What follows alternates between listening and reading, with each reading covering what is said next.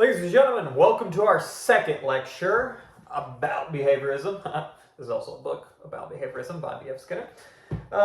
If you were around for the first one, it's not necessary, but if you were around for the first one, I discussed a little about how the differences in which our three-tier model compared to other domains that use similar models like medicine can lead to some issues in our practice. So the large thing that I discussed there was that the RBT's 40-hour requirement is subpar, especially when compared to something like medicine, in which they're lower-level practitioners, well, you can't really call them practitioners, but direct providers, such as the RN, and even the LPN, which is a technical degree, far surpasses the requirements of the 40-hour registered behavior technician.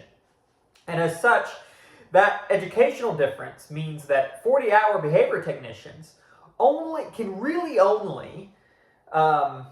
only trained to just follow rules. They get a behavior support plan, they implement those rules. They're not trained what is right, wrong, what is problematic, like nurses, for example, are. And the example I gave is a nurse can intervene when a doctor makes a prescribing error, for example. Now, of course, if you have a nurse who's given an order to give you 10,000 milligrams of ibuprofen IV, that nurse, if they're a good nurse and they follow their training, likely will refuse that order under threat of their own license for giving such an inappropriate dose.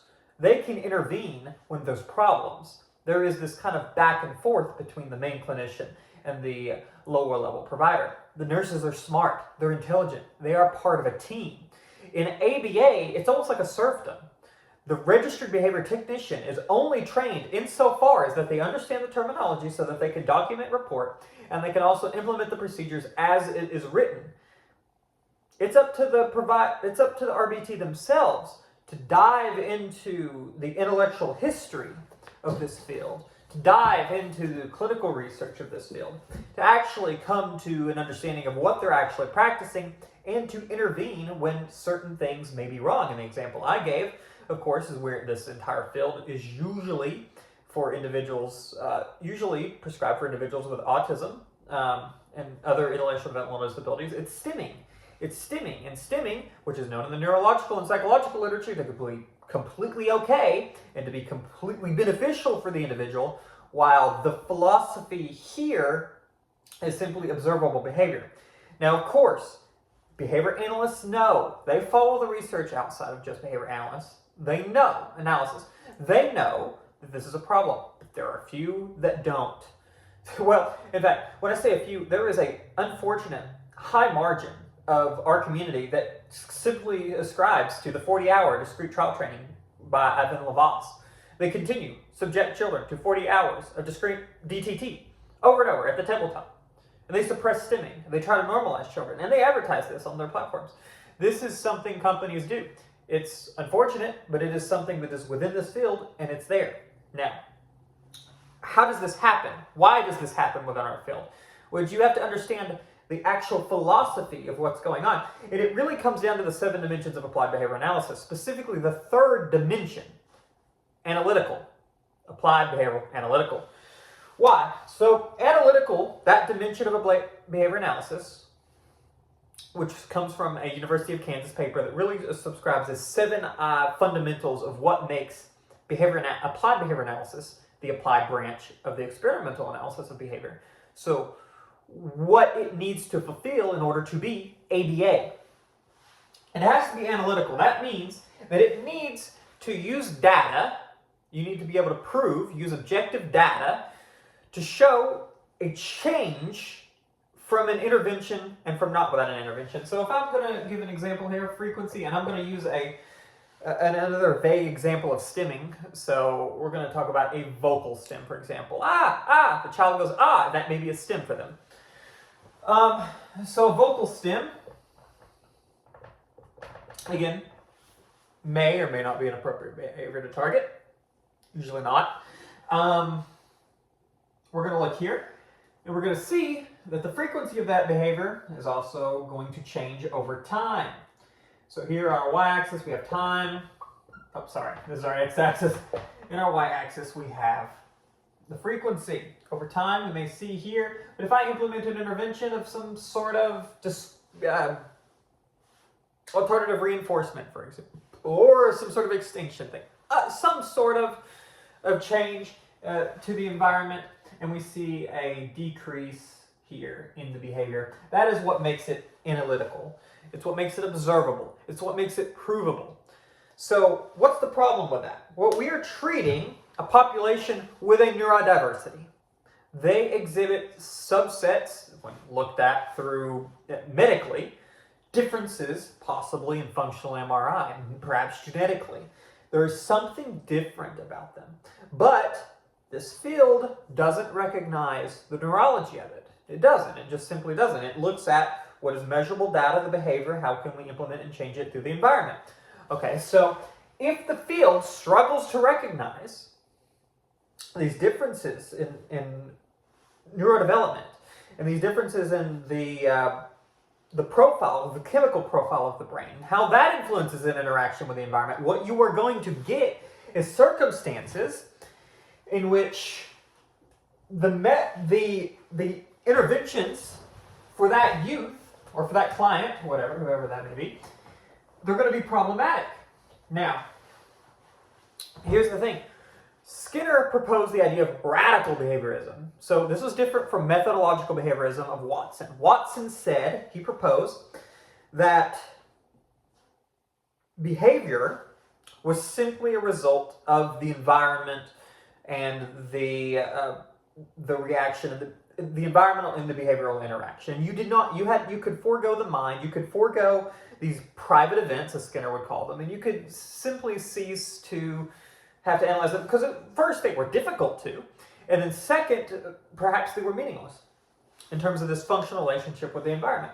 Now, B.F. Skinner says, no, we can look at these, we can assess these private events, these thoughts, these feelings, these are just behaviors. They're difficult to access, and we can do so with verbal behavior. I can describe my feelings to you. I'm feeling a little energetic right now. I'm feeling a little, happy. I can describe them to you. These are events, private behavior that are going on. They may have an environmental interaction, but, hear me out, they are difficult to attain. So that gives you an issue with the third domain of applied behavior analysis when it's analytical. Now, even Skinner, in his book about behaviorism, kind of goes into a little bit of forethought on that. Like, oh, hey, look, there is this. We can consider this. But, it's difficult. Just like pain, it's difficult to really measure accurately. We like it, but how do we actually accurately identify it? And then he kind of just moves on. We get all these other sorts of different, observable variables, right? So there's this private world, there's private behavior, and there's this public behavior. Well, they don't really interlink. I don't know why I did that. And there's this public behavior. So what's public? Public is the things you can see. It's me moving my arms. It's me writing with a marker. It's the things you can hear. I'm me speaking. It's the things you can see me do, observe, and measure. In fact, some public behavior happens underneath the skin. My heart rate, some forms of digestion. If you can measure it with medical machinery, my blood pressure, if you can take I forgot the name of the thing, some thermometer or whatever, you can take it, you can get my blood pressure. That is a private behavior. Salivation and things like that. These happen, they are difficult to see, but you could measure them. Perhaps even some eye, the wetness of the eye or whatever. That's hard to detect, but with machinery you could. It could be also have a relationship to the environment and be behavior. So you have public and you have private. So again, thoughts, feelings, things you can't see, things that only my verbal behavior can express to you so you can measure, and the things that you could observe with machinery without even my consent. So, and again, two of those are under the skin. Under the skin can be both. Under the skin can be both public and private. So, physiological measurements, right? And physiological, and private is going to be thoughts. And, at the moment, these are still private. But perhaps one day we get some special MRI machine and we can see it all. Probably not, but that's the point there. And what do I want to work with here? Well, if a behavior analyst, your BCBA, is explicitly interested in observable behavior. So they have a target behavior, and we're going to use the prime example that I'm always going to reference, and it's generally stimming, the suppression of stimming, the normalization of youth with autism spectrum disorder. What you're going to see here is that generally, historically, if they have that interest in the observable behavior, they are not going to also measure private behavior with it. So it's like we have this function, this relationship, this equation, and we're messing with certain variables without measuring the others. So if I consider f of x equals ax squared plus bx plus c, and this is a quadratic, don't get scared, this is math, but if you remember back in your math days, let's do this. If I change this, right? If I change this b here, I'm also changing the value over here, right? Do you remember that in algebra? If I change this, I'm influencing this. Okay, what if the thing I'm doing also influences this, but I don't know it? It's also changing this. Let me give a lighter example, okay? So I don't scare anyone. Let me give a lighter example. A child is...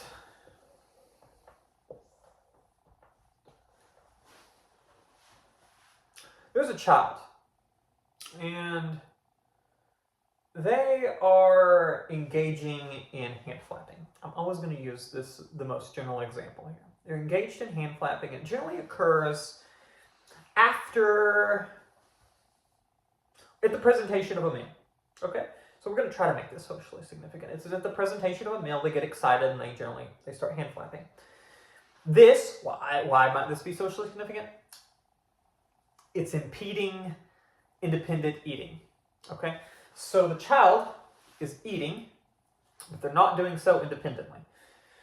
The child is presented food, but they're not eating on their own independently because the stimming, this response, doesn't line up topographically. So if I'm hand flapping, I can't also eat my meal, right? Can't do those things at the same time. So independent eating is hampered by this stimming response. So a behavior analyst might decide, let's target that. Let's reduce it at least at this time during mealtime, specifically. Let's target that. Let's try to reduce it. So in that sense, this hand flapping might become a target. And over time, we start to measure it at a frequency over time. Now, this is our one variable we're going to adjust. This is public. I can observe it. It's analytical. I can see it. And I can start making adjustments to the environment, which will start to show changes in the behavior. It is in the analytical domain. So, this here, so over time, I might implement a procedure that causes it to drop. Who knows what that procedure is? It's not important. But that procedure, I start implementing, just like that equation. What if it also has an effect on another variable? But I'm not looking at this one. This one I can see. I'm going to draw an eye here. All right, I can see this one. That's how you draw an eye. I can see this one, but this one I cannot. I don't know how you draw a closed eye. I'm not exactly sure how you do that. But this procedure here has an effect on both. But I can't see this one because why? It's private. It's happening inside. There's plenty of studies that show suppressing stims results in PTSD-like qualities later. Now, some of those PTSD examples, this is a mentalism, of course, to behavior analysts. It's not important right now, but you can exhibit that publicly. You can have panic attacks, fear, and anxiety. But what if, for this case, anxiety results in more stimming? So what if actually what happened was I did this intervention, it increased, and then it comes down? Maybe that's how they present it. So I can see this public behavior, and I go, oh, this might be an extinction burst. Okay, so I withheld a reinforcement. It's going to extinguish. Okay, so if that's what's happening there, cool, interesting. Over time, again, I don't see what's happening here. I don't see it. No one can see it. It's happening within the mind. It's happening. This is again radical behaviorism. We're considering it, but we can't measure it because we can't accurately measure it. This client is also nonverbal. They just happen to be nonverbal. They can't tell us how they feel. They can't express it. We're just targeting independent eating. Okay, so I don't see it, but it doesn't mean it's not happening. So time here is x, and we've got y. We're just going to talk about the feeling of anxiety. That's all. We won't make it anything else other than the feeling of anxiety. And, oh, well, I do it, we have a line here, and I do this intervention. It actually goes up. I can't see it. We all can't see it. But it doesn't mean the internal experiences of this client are not hellish. They're not problematic. They're not an issue. So it starts, and it tempers up, and then again, what we saw is an extinction burst here. It starts to, ooh, everything's okay. Again, what we thought was an extinction burst, this didn't fall. Oh, this falls, and we go, oh, that's an extinction burst. It's observable, it's a phenomenon, we see it in the book, Cooper and Heron, right? Hold on. What if, where it fell, this only continues to increase? What if really what happened here was learned compliance?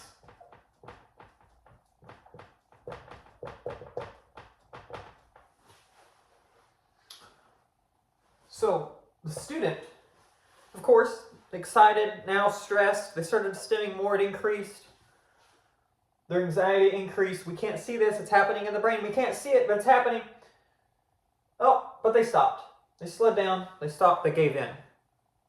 Perhaps they're eating independently now at the presentation of whatever that discriminative stimulus was. At a command, an adult's command, for example. But what's really happened is they didn't learn to just eat independently. They learned to comply with their RBT, who was most likely running the training program, or their parent, or whoever was running the program.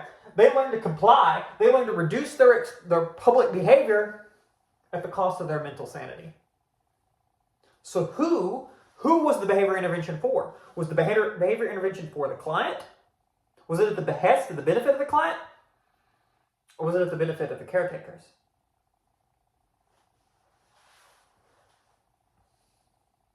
No. Did they gain independent eating? Were they able to eat independently? Did that have a functional relationship and status to their life? Again, here's the thing. The RBT is going to run these programs. The RBT is going to be the one that's going to cause private events like this to occur. They won't know it. They might not see it. They may not understand it. And it won't be until years later that person processes it. Maybe it begins to vocalize it. Maybe begins to express themselves. How ABA was traumatic for them. The RBT is going to run these programs, and they're going to have a 40-hour course. They're just going to do what they're told. This is like giving a high dose of ibuprofen. Perhaps if this RBT knew the literature, they could have said, hey, maybe we should try this instead. Maybe this is a thing. The RN in medicine has just as important of a role as the clinician, the doctor. The RN can step in when they think certain things need to be done. They have medical training that is extremely important and sometimes protects the life and safety of their patient. So in ABA, why don't we give the training of RBTs enough so that they can protect the dignity and sanity of their clients? So that's how ABA ends up being abusive, perhaps without intent. Just like fire, ABA is like fire. It's a tool. It can do incredible good. You can build. You can manage someone's anxiety with it. You can through systematic desensitization, you can train people to do things they never could even do. It is a tool that is there for good, and it can also destroy. It can burn the house down. So while everyone thinks everything's okay, this patient is living a horrible experience. So, with all that said, please consider this if you're an RBT. Consider this as you practice. Understand who you're working with, what the risks are for your patient, what the client, what their differences are, their neurodiversity. Do some research on that neurodiversity. See how that reacts to certain behavioral programs. Does it react well to behavioral interventions like reinforcement or punishment? Of course, VAs usually aren't using punishment, but either way, or can be inadvertently punishment. Understand what you're doing before you do it. It's very important. The 40 hours isn't enough. You don't know what you're doing. You just know enough to follow a plan. You don't actually know what you're doing. And nurses are the same way. Many of them have no idea what medicine they administer. They have no idea. Probably couldn't even pronounce the name of it sometimes. They get an order, they do it. That's not a good nurse. So a good RBT should try to understand what they're doing, because at the end of the day, you are very, very important for the future functioning of these individuals that you work with. And it's very important that you understand the philosophy that this stuff comes from and the research and all that's there, so that you can apply things that are beneficial. And that's just one of the ways things can be so detrimental for your patient. So either way, thank you for listening to this lecture. Hope to see you next time. Bye.